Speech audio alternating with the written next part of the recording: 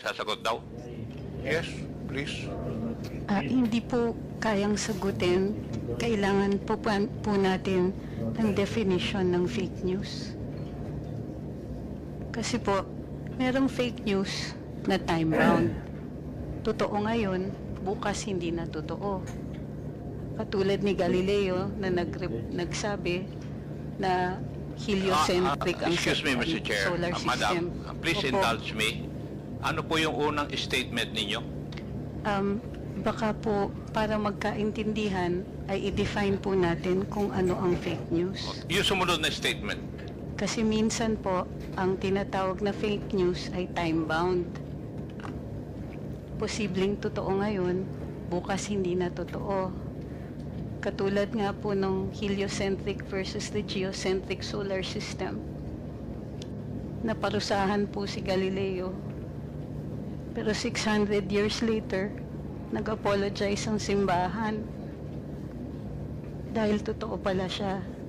So, what So- is the advantage of fake news? No, sir, we can only answer that question if we define what fake news is. And may I know, from your background, how would you define fake news?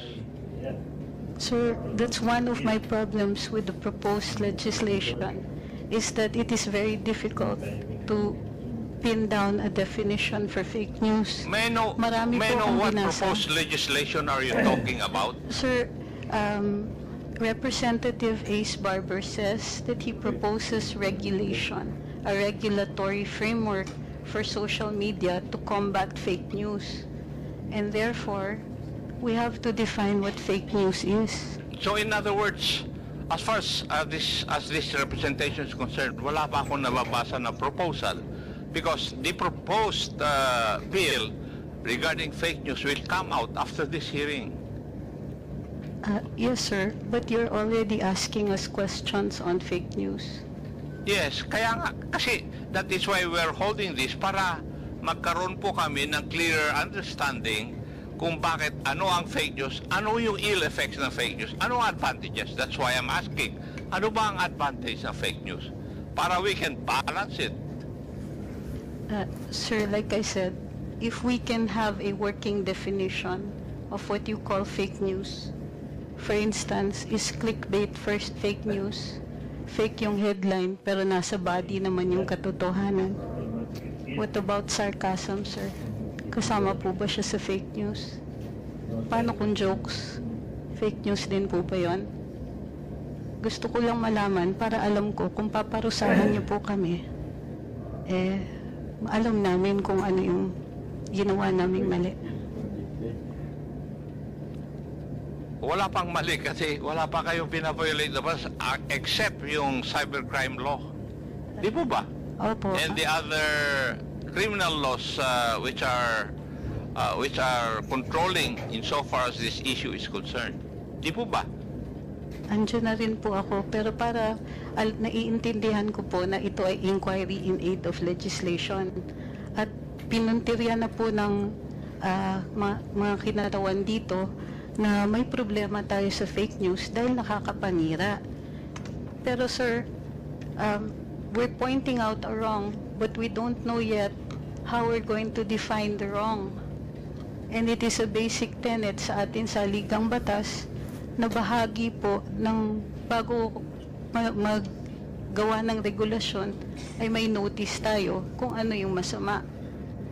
Gayun din po sa ating pagdidiskurso dito, kasama po dapat ang isang working definition. Ano po ba ang tinatawag natin na fake news? Kailangan din po ng diskurso doon. When we come up with the proposed bill, there will be a definition of terms, as always. So Maraming fake salamat news po. there will be defined. Maraming salamat po. Yes, that's the protocol of this legislative body. Whenever we come up with bills, we have a portion of that bill which define the terms embodied in the proposed bill. So nandun, i-define namin. Don't you worry. Salamat po. Yes, because if ever there will be a proposed bill, it will still undergo technical working group, and maybe most of you would still be invited. So your opinions on the matter will be known by the legislators. So magkakaroon po ng definition.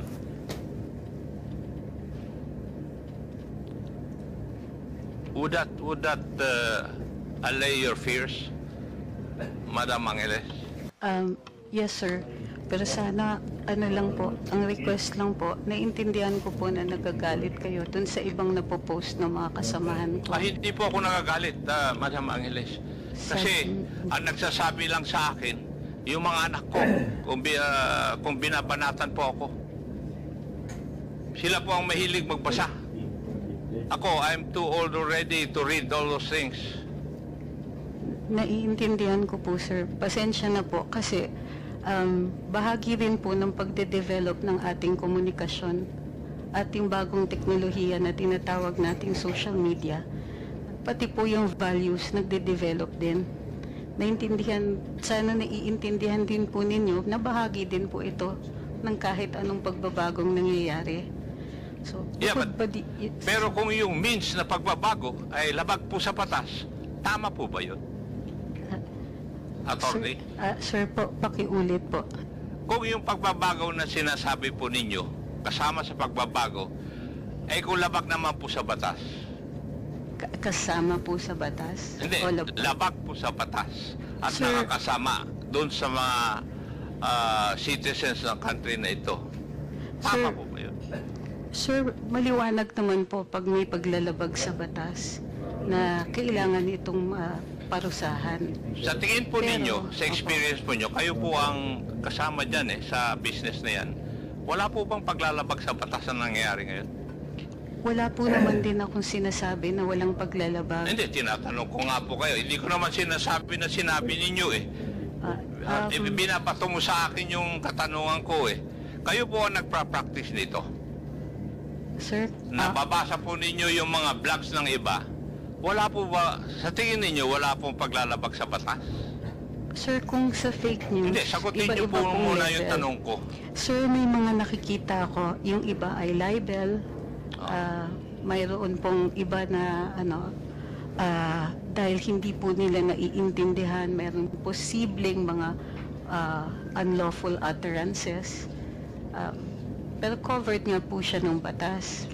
Pero ang pagkaintindi ko po sa diskurso natin ngayong araw na ito ay yung posibilidad na gawan natin ng batas ang tinatawag ninyong fake news. Yes, Yes, sir. that is the purpose of this hearing also. Yes, sir. Mayroon din naman po ng paglalabag, pero dahil hindi pa po batas ang fake news, hindi siya paglalabag sa batas.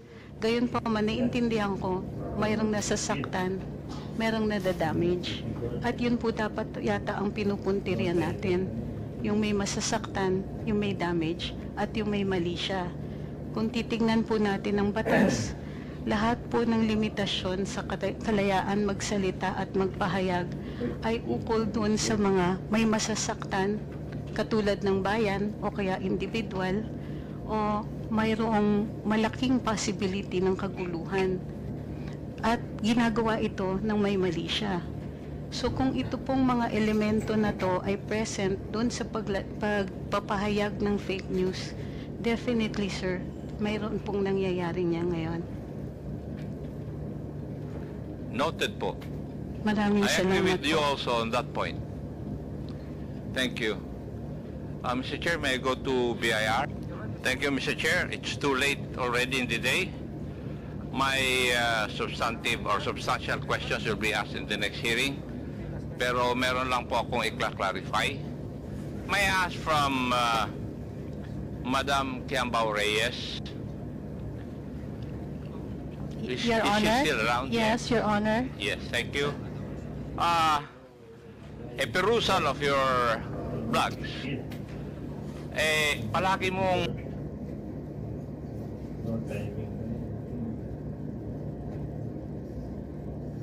nilalagay sa iyong mga blogs na this post is protected by Article 3, Section 4 of the 1987 Philippine Constitution. tapos defend free speech and no to bullies. Would that be true? Nasinulat ko po yun. Is it true na sinulat In ko your po yan? blogs, nakita ko yung mga nakalagay sa blog mo. It's either this post is protected by Article 3, Section 4 of the 1987 Philippine Constitution, at saka defend free speech and no to bullies. Your Honor, Would that be true? Your Honor, una po, wala po akong blog, so that's just my personal Facebook account. And yes, nilalagay ko po yon yung disclaimer na yan, kasi nga po,